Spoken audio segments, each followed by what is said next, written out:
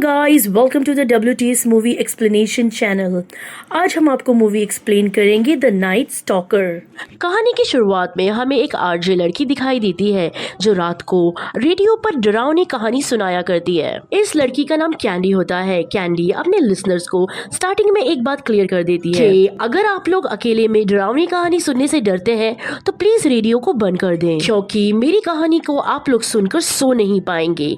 Candy उस रात studio में बिल्कुल अकेली थी। वो अपने सुनने वालों की तरह ही कहानियों को महसूस करना चाहती थी। फिर वो देखती है उसे एक गिफ्ट आया होता है जिसे जैक नाम के आदमी ने भेजा था। वो गिफ्ट में एक लिपस्टिक निकलती है। वो लिपस्टिक का कलर कैंडी को बहुत अच्छा लगता है और तो और उस खत में वो आदमी कैंडी की भी बहुत तारीफ कर रहा था। कैंडी उस लिपस्टिक को लगाकर अपनी पहली कहानी शुरू करती है। पहली कहानी सुनाती है वो एक लड़की की, जहाँ उस लड़की की और उसके हस्बैंड के अलावा उस सोसाइटी में कोई नहीं रहता था। वहाँ के सब घर एक जैसे बने हुए थे, मगर सब के सब खाली थे। पहले वो लड़की फोटोग्राफी का बिजनेस करती थी, लेकिन अभी उसका बिजनेस भी खत्म हो जाता है। उस लड़की के पास कुछ नौकरी नहीं थी, लेकिन उसके हस्बैंड के पास कुछ छोटी मोटी नौकरी थी, लेकिन उस नौकरी से इन दोनों का भी गुजारा नहीं हो पा रहा था। पैसे नहीं होने के कारण ही उन्हें उस सोसाइटी में रहना पड़ रहा था।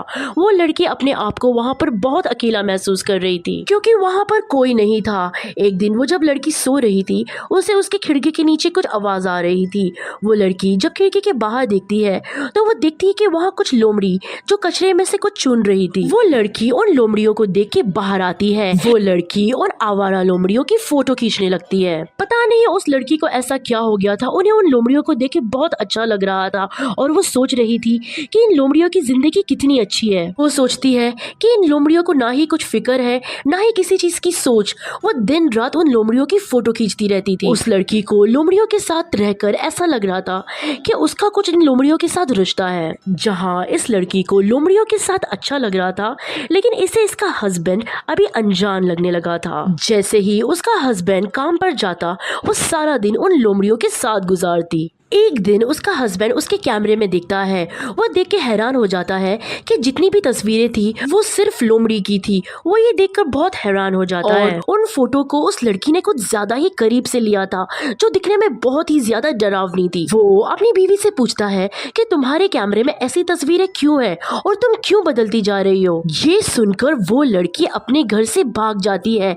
ऐसा लग रहा था वो एक लोमड़ी की तरह भाग रही हो। 4 दिन गुजर गए थे। वो लड़की का हस्बैंड उसे बहुत ढूंढता है, लेकिन वो कहीं पर भी नहीं मिलती। उसके मिसिंग पोस्टर्स को भी वो हर जगह लगाता है, लेकिन उस सोसाइटी में तो कोई था ही नहीं, तो उसके मिसिंग पोस्टर्स को देखता कौन। कुछ दिन बाद वो देखता है कि कुछ लोमड़ियां वापस उस कचरे के पास कुछ ढूंढने आई हैं। लोमड़ियों को देखकर उसका हस्बैंड घर से बाहर जाता है। उस लड़की का हस्बैंड सारी लोमड़ियों को भगा रहा था, लेकिन वो देखता है कि सारी लोमड़ियां भाग गई है, लेकिन एक लोमड़ी नहीं जा रही थी।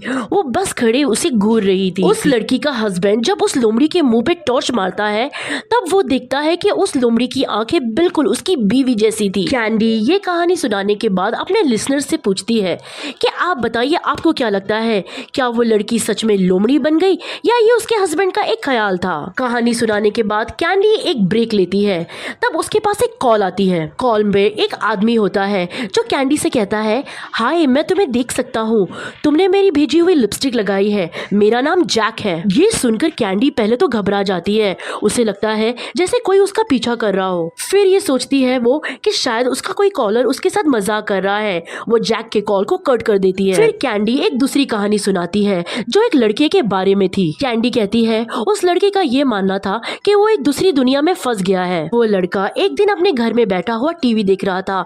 तभी उसकी स्क्रीन पर उसे एक आदमी मास्क पहना हुआ एक लड़की को मारते हुए दिखता है। लेकिन हैरानी की बात ये थी कि जो जगह उसे स्क्रीन पर नजर आ रही थी वो इसी लड़के का घर था। इसीलिए वो घर के बाहर जाकर देखता है क्या ये मेरा ही घर है, लेकिन उसे घर के बाहर कोई भी नजर नहीं आता। लेकिन अचानक से वही लड़की उसके सामने आ जाती है और वो मास्क पहना आदमी भी। वो देखता है कि वो लड़की वहाँ से भाग जाती है।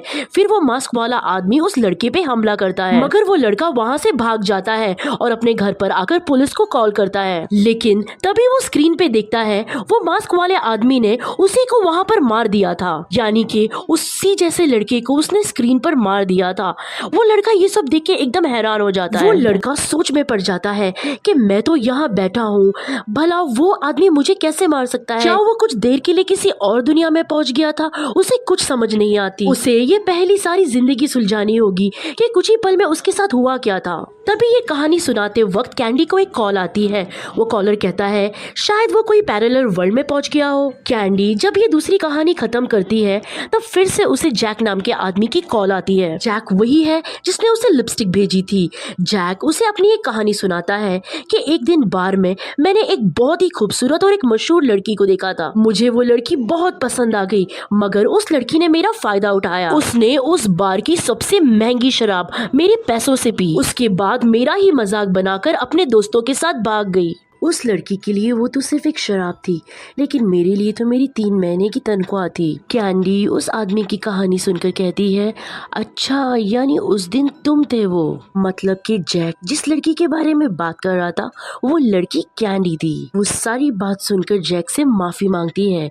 जैक उसे कहता है नहीं, मैं इतनी आसानी से तो तुम्हें माफ नहीं करूंगा, इसकी सजा तुम्हें भुगतनी पड़ेगी। इसके बाद जैक की कॉल बंद हो जाती है और एक नया कॉलर अपनी कहानी सुनाता है। वो नया कॉलर एक हॉस्पिटल की कहानी सुना रहा था जिसमें लोगों का मानना था कि रात होते ही वहाँ उन्हें एक औरत दिखाई देती है। अब इस बात की सच्चाई पता करने के लिए एक फिल्म प्रोड्यूसर अपनी एक एम्प्लॉय लड़की को उस हॉस्पिटल में लेकर आया। वो उस जगह पर एक हॉरर मूवी बनाना चाहता था। वो एम्प्लॉय लड़की उस प्रोड्यूसर को कहती है कि आज से 100 साल पहले यहाँ पर एक नर्स काम किया करती थी, फिर उसे कमरे में बंद कर दिया गया था और हमेशा वो अपने रूम से यही बात कहा करती थी कि प्लीज मुझे मेरा बच्चा चाहिए, मुझे मेरा बच्चा चाहिए। फिर उसके बाद उस नर्स ने खिड़की के शीशे को तोड़कर खुद को मार दिया। वो दोनों बातें करके आगे बढ़ रहे थे, तभी वो लोग महसूस करते हैं कि जैसे कि उनके पीछे कोई चल रहा हो, किसी की चलने की आहट हो। लेकिन खैर वो लोग इस बात पे ज्यादा ध्यान नहीं देते।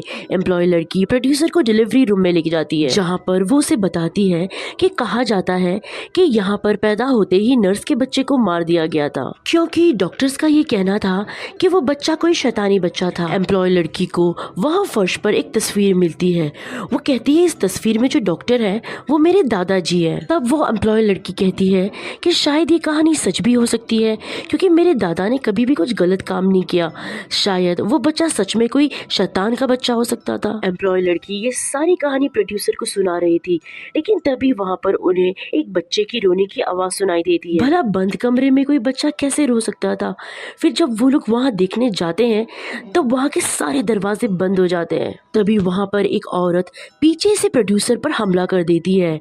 एम्प्लॉय लड़की ये सब देखकर काफी डर गई थी। वो डर कर जोर से चिल्लाती है कि प्लीज हमें घर जाने दो, कौन हो तुम, प्लीज यहाँ से चली जाओ। तभी वहाँ उसे सामने एक छोटी सी गुड़िया दिखाई देती है और उसे पीछे से आवाज भी आ रही थी कि प्लीज मुझे मेरा बच्चा दे दो। वो लड़की समझ गई थी कि ये उस नर्स की आत्मा है जो अभी भी इस हॉस्पिटल में भटक रही है, और लोगों का कहना बिल्कुल सही है। वो एम्प्लॉय लड़की उस जगह जाती है जहाँ पर नर्स को रखा गया था। उसके पीछे नर्स की आत्मा भी चलकर वहीं जा रही थी, जो बार बार एक ही बात कह रही थी कि प्लीज मुझे मेरा बच्चा दे दो। एम्प्लॉय लड़की जब उस कमरे में जाती है तब उस कमरे का दरवाजा अपने आप बंद हो जाता है।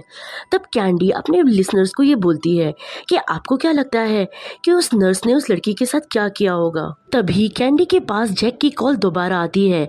वो कहता है कि तुम्हारा वक्त पूरा हो गया है, अब सजा के लिए तैयार हो जाओ। कैंडी ये बात सुनकर बहुत ज्यादा डर गई थी। वो पुलिस को कॉल करती है, लेकिन बहुत देर हो चुकी थी क्योंकि जैक कैंडी के स्टूडियो के अंदर था, जिसके एक हाथ में गुलाब और एक हाथ में कुल्हाड़ी थी। कैंडी जल्दी से भागकर अपने आप को बाथरूम के अंदर बंद कर देती है।